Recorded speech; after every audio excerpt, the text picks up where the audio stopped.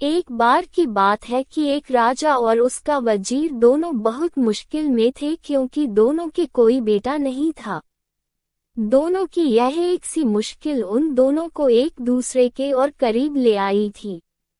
वे एक दूसरे के साथ ही में खुश रहते। दोनों अलग अलग तो बस कभी कभार ही दिखाई पड़ते। जहाँ राजा रहता वहीं उसका वजीर भी रहता और जहाँ वजीर रहता राजा भी वहीं मिलता। एक सुबह वे दोनों जंगल में शिकार करने गए। वहां उनको एक साधु मिल गया जो आग के सामने उकड़ू बैठा हुआ था। लगता था कि वह पूजा कर रहा था क्योंकि उसने आने वालों की तरफ देखा ही नहीं। राजा बोला, चलो चलकर इससे बात करते हैं। हो सकता है कि यह भला आदमी हमारा कुछ काम कर दे। सो दोनों ने उसके सामने लेटकर उसको प्रणाम किया और अपना दुखड़ा रोया। सिर नीचे झुकाए झुकाए ही साधु बोला, तुम दुखी मत हो। तुम लोग दुखी बिल्कुल मत हो। लो ये 2 आम ले जाओ। एक आम तुम अपनी पत्नी को खिला देना और ये दूसरा आम दूसरे की पत्नी को खिला देना। तुम दोनों की पत्नियों के बच्चे हो जाएंगे। साधु को बहुत बहुत धन्यवाद देकर राजा और उसका मंत्री दोनों अपने अपने घर लौट गए और आम अपनी अपनी पत्नियों को खिला दिए। ठीक समय पर दोनों ने एक एक लड़के को जन्म दिया। जब ये दोनों लड़के पैदा हुए तो राजा के घर में और वजीर के घर में ही नहीं बल्कि सारे राज्य में खुशियां मनाई गईं। ब्राह्मणों को बिना नाप तौल के बहुत सारी भेंटें दी गईं।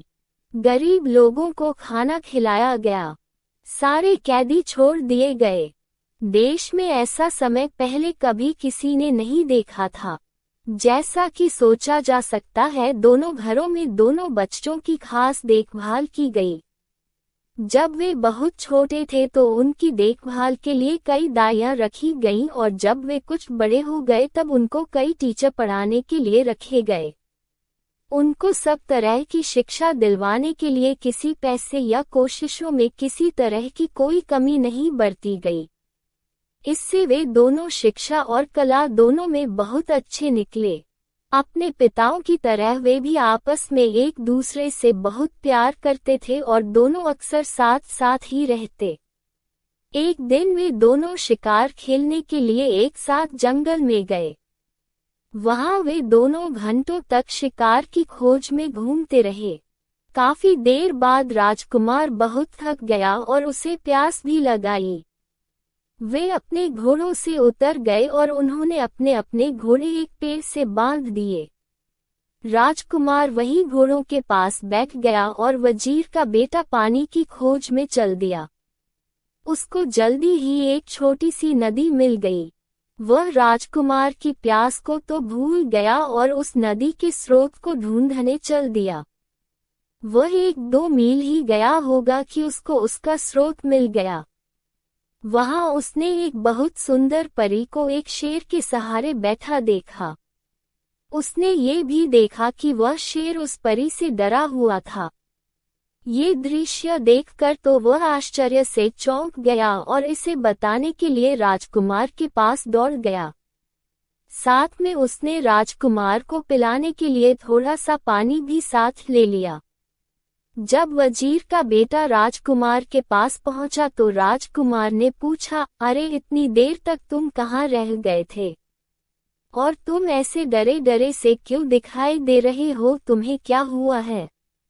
वजीर के बेटे ने जवाब दिया, कुछ नहीं, कुछ नहीं।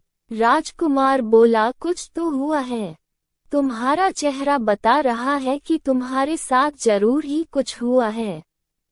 तब वजीर के बेटे ने उसे बताया कि उसने एक बहुत सुंदर लड़की को देखा है। वह शेर के सहारे बैठी हुई थी और वह शेर उससे बहुत डरा हुआ लग रहा था। ऐसा था उसकी सुंदरता का जादू। राजकुमार बोला, मैं भी ऐसी लड़की को देखना चाहूंगा। तुम मुझे उसके पास ले चलो। वजीर का बेटा राजी हो गया और दोनों उस लड़की की तरफ चल दिए। वहां जाकर उन्होंने देखा कि शेर तो उस परी की गोद में सिर रखे सो रहा है। वजीर का बेटा बोला, डरो मत, हम उतनी देर में उस लड़की को पकड़ लेते हैं जबकि शेर सोया हुआ है। वे दोनों उस लड़की के और करीब चले गए। वजीर के बेटे ने शेर का सिर उठाया और उसको जमीन पर लिटा दिया, जबकि राजकुमार ने लड़की को पकड़ा और उसको साथ लेकर वहां से चल दिया। वजीर का बेटा वहीं रह गया। जब शेर जागा तो वहां वजीर के बेटे के अलावा किसी और को न देखकर बोला, अरे वह परी कहाँ गई? वजीर का बेटा बोला, मेरा दोस्त उसको ले गया है। शेर बोला, तुम्हारा दोस्त? तुम उसको अपना दोस्त कहते हो जो तुमको मरने के लिए यहाँ छोड़ गया है। वह तुम्हारा दोस्त नहीं, वह तो तुम्हारा सबसे बड़ा दुश्मन है। कोई सच्चा दोस्त इस तरीके से अपने दोस्त के साथ नहीं करेगा जैसा उसने तुम्हारे साथ किया है। अब मैं तुम्हें सच्चे दोस्तों की एक कहानी सुनाता हूँ। एक बार की बात है कि 3 दोस्त थे। एक राजकुमार था, एक ब्राह्मण था और एक बढ़ई था। इन तीनों के पास अपनी अपनी खास चतुराई थी। राजकुमार मुश्किल से मुश्किल और पेचीदा से पेचीदा मामलों को बहुत जल्दी सुलझा देता था। ब्राह्मण मरे हुए आदमी को जिंदा कर सकता था और बढ़ई चंदन की लकड़ी का एक ऐसा घर बना सकता था जो उसके मालिक के कहने पर कहीं भी जा सकता था। एक दिन ब्राह्मण और उसके माता पिता में कुछ कहा सुनी हो गई तो उसके माता पिता ने उसे घर से निकाल दिया। इस परेशानी के समय में वह अपने दोनों दोस्तों के पास पहुंचा और जाकर उन्हें सब हाल बताया। उसने उनसे कहा कि वे उसके साथ किसी दूर देश चलें। राजकुमार और बढ़ई दोनों राजी हो गए और तीनों वह देश छोड़कर वहां से कहीं और चल दिए। वे लोग बहुत दूर नहीं गए थे कि राजकुमार किसी वजह से रुक गया, पर बढ़ई और ब्राह्मण आगे चलते रहे। कुछ देर बाद राजकुमार जल्दी जल्दी आगे चला ताकि वह अपने दोस्तों को पकड़ सके, पर बदनसीबी से वह दूसरे रास्ते पर चला गया और उनको न पा सका। वह इस आशा में चलता रहा कि वह अपने दोस्तों को ढूंढ लेगा, पर जब काफी दूर जाने पर भी वे उसको नहीं मिले तो उसको लगा कि वे इतनी तेज क्यों जा रहे थे कि वह उनको पकड़ ही नहीं पा रहा था। पर इस बीच ब्राह्मण और बढ़ई दोनों बहुत ही धीरे चल रहे थे और सोच रहे थे कि राजकुमार अब तक उनको पकड़ क्यों नहीं पाया। वे लोग तो बहुत धीरे धीरे जा रहे थे। आखिर यह सोचकर उन्होंने उसके आने की आशा छोड़ दी कि शायद उसको घर की याद आ रही होगी तो वह घर वापस चला गया होगा। चलते चलते राजकुमार एक बहुत बड़े मैदान में आ निकला जिसके बीच में एक बहुत बड़ी और शानदार बिल्डिंग खड़ी थी। उसने सोचा, यहाँ कौन रहता है? यकीनन कोई ताकतवर आदमी ही रहता होगा। मैं जाकर मालूम करता हूँ। सोचते हुए वह उस बिल्डिंग के दरवाजे तक गया और दरवाजा खटखटाया तो एक बहुत ही सुंदर लड़की ने दरवाजा खोला और बड़ी मीठी आवाज में उसको अंदर आने के लिए कहा। जब वह अंदर आ गया तो वह रो पड़ी। राजकुमार ने उससे उसके रोने की वजह पूछी तो वह बोली, तुम्हारी सुंदरता और तुम्हारी जवानी देखकर मुझे तुम पर दया आती है। अनजाने में ही तुम अपनी मौत के मुंह में आ फंसे हो। तुमने यहाँ आने से पहले यहाँ के बारे में जानने की कोशिश क्यों नहीं की? क्या तुमको पता नहीं कि यहाँ एक राक्षस रहता है जिसने कई मीलों दूर तक के सारे आदमियों को खा लिया है? अफसोस, अब तुम्हें मैं क्या बताऊं? मुझे डर है कि वह तुम्हें भी खा जाएगा। राजकुमार बोला, नहीं नहीं, तुम इतनी नाउम्मीद न हो, धीरज रखो। मुझे उसके बारे में कुछ बताओ तो शायद मेरी जान बच जाए। वह लड़की सिसकते हुए बोली, पर मुझे पता नहीं कि मैं तुम्हारी सुरक्षा के लिए क्या करूं। फिर वह उसको मकान के पीछे वाले कमरे की तरफ ले गई और उसमें रखे एक बड़े बक्से में उसको बंद कर दिया और उससे बोली, अब तुम यहाँ तब तक चुपचाप रहो जब तक मैं यहाँ दोबारा आती हूँ। भगवान तुम्हारी रक्षा करें। शाम को राक्षस लौटा तो उसकी तेज सूंघने की ताकत ने उसे बता दिया कि वहीं कहीं कोई आदमी मौजूद था। उसने लड़की से पूछा कि क्या तुम्हारे अलावा यहाँ कोई और भी आदमी है? कौन है वह, कहाँ है वह, जल्दी बताओ, मुझे बहुत जोर की भूख लगी है। लड़की बोली, लगता है आज तुम्हारी तबीयत ठीक नहीं है। यहाँ कोई आदमी नहीं आया। तुम क्या समझते हो कि यहाँ आने की कोई हिम्मत करेगा जो सारी दुनिया के लिए भयानक है? ये सुनकर राक्षस चुप हो गया। स्त्री ने देखा कि उसके शब्दों का असर उस पर हो गया है तो उसकी हिम्मत और बढ़ गई। उसको उससे मजाक सूझा तो उसने उससे उसकी जिंदगी के बारे में कुछ और जानना चाहा। वह बोली, तुम मुझे रोज इस घर में अकेला छोड़ जाते हो और जब तुम चले जाते हो तो मुझे यही पता नहीं होता कि तुम कब वापस लौटोगे। कभी कभी मुझे लगता है कि शायद तुम कभी वापस नहीं लौटोगे और तब मैं सोचती हूँ कि मैं किधर जाऊंगी, क्या करूंगी। तुम्हारी वजह से लोग मुझसे नफरत करते हैं तो मुझे लगता है कि किसी दिन वे मुझे मार देंगे। तुम ही मुझे बताओ कि क्या मुझे डरने की कोई जरूरत नहीं है?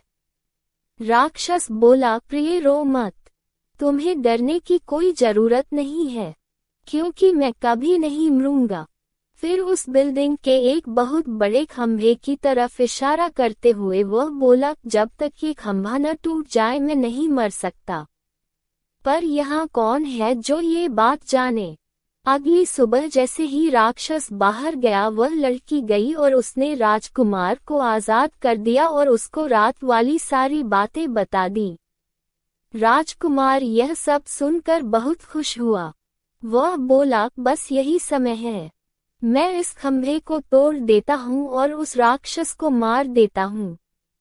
ऐसा कहकर उसने खंभे को मार मार कर तोड़ दिया जब तक उसके सैकड़ों टुकड़े न हो गए। ऐसा लग रहा था कि राजकुमार की हर चोट सीधी राक्षस पर पड़ रही थी क्योंकि जैसे ही वह खंभे को मारता था राक्षस बहुत जोर से चिल्लाता था। जब खंभा टूटकर गिर गया तो राक्षस भी मर गया। अब राजकुमार उस सुंदर लड़की के साथ उस घर में रहने लगा। आसपास के लोग उसका राक्षस को मारने के लिए धन्यवाद करने के लिए आए। उसके बाद उस देश में शांति और खुशहाली छा गई। आसपास की जमीन में फिर से खेती होने लगी। गांव बसने लगे। वातावरण में लोगों की हंसी और संगीत गूंजने लगा। पर सच्ची खुशी हमेशा के लिए तो नहीं रहती। एक दिन वह लड़की अपने घर की एक खिड़की के सामने अपने बाल संवार रही थी। बाल संवार कर कंघी उसने खिड़की की दीवार पर रख दी कि एक कौवा वहां आया और उस कंघी को लेकर उड़ गया। वह उसको बहुत दूर समुद्र के पास लेकर उड़ गया और वहां जाकर उसको पानी में गिरा दिया।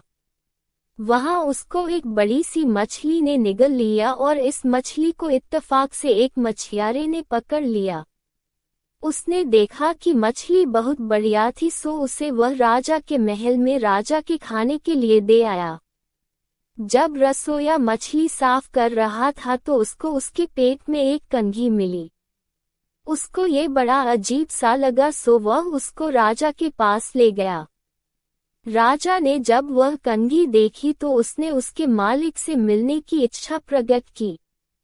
उसने चारों तरफ अपने आदमी भेजे कि वह उस कंघी वाली का पता लगा कर लाएं और उसको बहुत बड़ा इनाम देने का वायदा किया जो उसे उसके पास लाएगा। कुछ समय बाद एक स्त्री मिली जिसने कहा कि वह उस कंघी को पहचानती है और उसने ये वायदा भी किया कि वह उस कंघी की मालकिन से राजा को मिलवा देगी। वह राजकुमार की पत्नी से मिली और बहुत जल्दी ही उनके परिवार में घुल मिल गई। इतना ही नहीं बल्कि उसको घर में रहने के लिए भी बुला लिया गया जो उसने तुरंत ही स्वीकार कर लिया। उसने देखा कि जब तक राजकुमार जिंदा है तब तक वह अपने उद्देश्य में सफल नहीं हो सकती तो उसने राजकुमार को जहर दे दिया और हकीम को रिश्वत देकर उसकी पत्नी से यह कहलवा दिया कि वह अपनी मौत ही मरा है। उफ! राजकुमार की पत्नी तो राजकुमार की मौत पर बहुत दुखी हुई और बहुत रोई। उसके इतना दुखी होने पर तो लोगों को लगा कि वह तो मर ही जाएगी। पर उसने उसकी लाश को नहीं छोड़ा। उसने उसको एक मजबूत बक्से में बंद करके अपने प्राइवेट कमरे में रख लिया। उसने अपने पति से उसके 2 दोस्तों के बारे में अक्सर सुना था कि वे क्या कर सकते थे। उसको यह आशा थी कि एक दिन वह उनसे जरूर मिलेगी और अपने पति को जिंदा करवा लेगी। जैसे ही उस स्त्री को मौका लगा, उसने उस लड़की को उसका घर छोड़ने के लिए और अपने साथ रहने के लिए कहा कि वहां तो वह काफी परेशान थी, कुछ दिन वह वहां से कहीं दूर रह लेगी तो उसको थोड़ी शांति मिल जाएगी। लड़की राजी हो गई और उसके साथ चली गई। अपने घर आते ही उस स्त्री ने राजा को खबर की कि वह अपने उद्देश्य में सफल हो गई है। राजा वहां आया और उस लड़की को जबरदस्ती अपने महल ले गया और उससे प्रार्थना की कि वह उसके साथ उसकी रानी बनकर रहे। लड़की बोली कि वह उससे शादी तो कर लेगी, पर उसको 6 महीने का समय दिया जाए क्योंकि उसके पंडित ने उससे ऐसा करने के लिए कहा था। राजा ये सुनकर बहुत खुश हुआ और उस दिन का इंतजार करने लगा जब वह दिन आएगा जब वह उस लड़की से शादी कर पाएगा। उसके लिए उसने एक छोटा सा महल सड़क के किनारे बनवा दिया था। वह उसी में अकेली रहती थी। इस बीच वह लड़की भगवान से यह मनाती रही कि उसके पति के दोनों दोस्त कहीं से उसे मिल जाएं तो वह इस राजा से शादी करने से बच जाए। वह हर जगह पूछताछ करती रही। वह हमेशा अपनी खिड़की पर ही बैठी रहती और इस आशा में बाहर की तरफ देखती रहती कि शायद वे दोनों वहां से कभी गुजरें। एक दिन उसने 2 आदमी अपने घर की तरफ आते देखे तो उसने उनसे पूछा, आप लोग कौन हैं और कहां से आए हैं? वे बोले, हम लोग यात्री हैं और काफी यात्रा करने के बाद यहां तक पहुंचे हैं। हमारो साथ हमारा एक दोस्त राजकुमार भी था, पर अब वह खो गया है, हम उसी को ढूंढते हैं। लड़की बोली, आप अंदर आइए और थोड़ा आराम कीजिए, फिर मुझे अपने खोए हुए दोस्त के बारे में कुछ बताइए। शायद मैं आपके खोए हुए दोस्त को ढूंढने में आपकी कुछ सहायता कर सकूं। सो वे दोनों महल में चले गए और उस लड़की के पास बैठकर उन्होंने उसको अपनी सारी कहानी बताई। लड़की बोली, भगवान का लाख लाख धन्यवाद है कि आप लोग यहाँ हैं, पर मुझे अफसोस है कि राजकुमार तो मर चुका है। ब्राह्मण बोला, उसकी आप चिंता न करें, मैं उसको जिंदा कर लूंगा। भगवान का लाख लाख धन्यवाद है कि हम ठीक जगह पर पहुंच गए। भगवान आपकी हर इच्छा पूरी करे, आप हमें राजकुमार का शरीर दिखा दीजिए।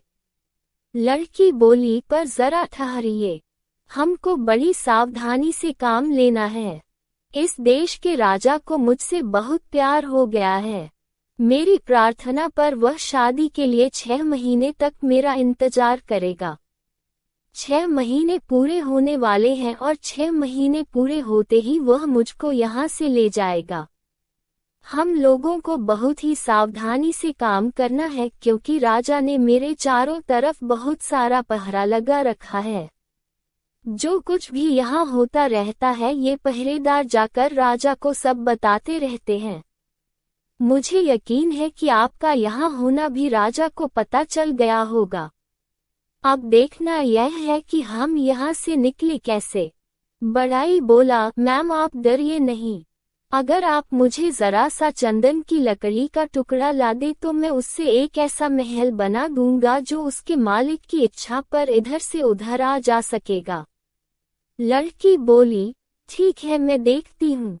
इसी समय उस लड़की ने एक दूत राजा के महल की तरफ एक संदेश लेकर भेजा, मैंने आपसे शादी करने का फैसला किया है। हमारी शादी का दिन पास आ रहा है। आप मुझसे खुश रहिए, आप मुझे 300 मन चंदन की लकड़ी भिजवा दें। राजा ने तुरंत ही उसकी बात मानकर उसको 300 मन चंदन की लकड़ी भिजवा दी और बढ़ई ने उससे मकान बनाना शुरू कर दिया। जब मकान बनकर तैयार हो गया तो लड़की ने राजा को एक और संदेश भेजा, ओ भले शानदार राजा, हमारी शादी का दिन अब पास आ रहा है तो आप मेरी भाभी और नंद को यहाँ तुरंत आने की इजाजत दें। मैं अपनी शादी के बारे में उनसे कुछ सलाह लेना चाहती हूँ। राजा ने उसकी यह प्रार्थना भी मान ली। जैसे ही वे दोनों स्त्रियां उस लड़की के पास चंदन के मकान में पहुंची, वैसे ही बढ़ई ने उस मकान को राक्षस के मकान के पास जाने के लिए कहा। वहां उनको राजकुमार मिल जाता और वे लोग राजा से दूर आराम से रहते। बढ़ई के कहते ही चंदन का मकान उड़ चला और वह इतनी बेआवाज उड़ा कि किसी को पता ही नहीं चला कि क्या हो रहा है। वे सब तो बस उसकी बनावट की ही तारीफ करने में लगी थी कि अचानक उन्होंने अपने आप को मरे हुए राक्षस के महल के पास पाया। लड़की ब्राह्मण को राजकुमार की लाश के पास ले गई। ब्राह्मण ने बस उससे अपना हाथ छुआया कि वह जिंदा हो गया। सब लोगों में खुशी की लहर दौड़ गई। राजकुमार की शादी लड़की से करा दी गई। बाद में पता चला कि वह तो उस समय के एक बहुत बड़े ताकतवर राजा की बेटी थी। राजकुमार के दोनों दोस्तों बढ़ई और ब्राह्मण की शादी राजकुमारी की नंद और भाभी से करा दी गई। सब लोग राक्षस के मकान में बहुत दिनों तक खुशी खुशी रहे। शेर ने अपनी कहानी खत्म करते हुए कहा, ओ वजीर के बेटे, जैसे वे ब्राह्मण और बढ़ई उस राजकुमार के दोस्त थे, वैसे लोग ही दोस्त होते हैं।